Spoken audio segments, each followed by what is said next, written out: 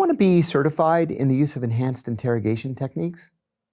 And I had never heard that term before. I said, "What's that mean?"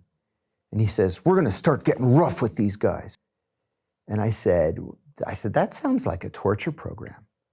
And he said, "It's not torture. The Justice Department approved it and the president signed it. We're going to start soon." And I said, "Let me think about it."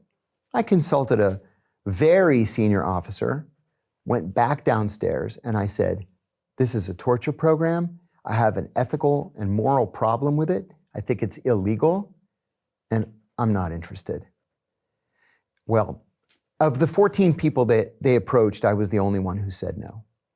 And on August the 2nd, 2002, CIA began to torture Abu Zubaydah, and they tortured him mercilessly. And what method of torture were they?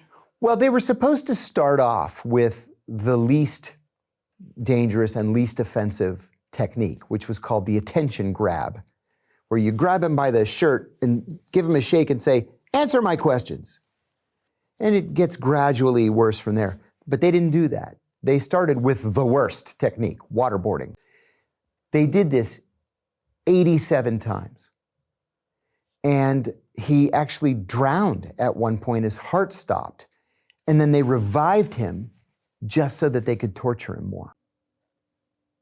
These techniques were successful in gathering intelligence? Well, see, that's the thing, is all of these techniques were unsuccessful in gathering intelligence.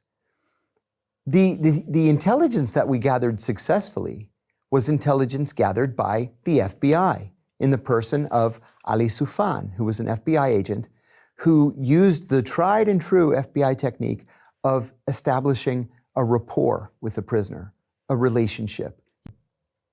And so under Ali's guidance, Abu Zubaydah gave us actionable intelligence that saved American lives.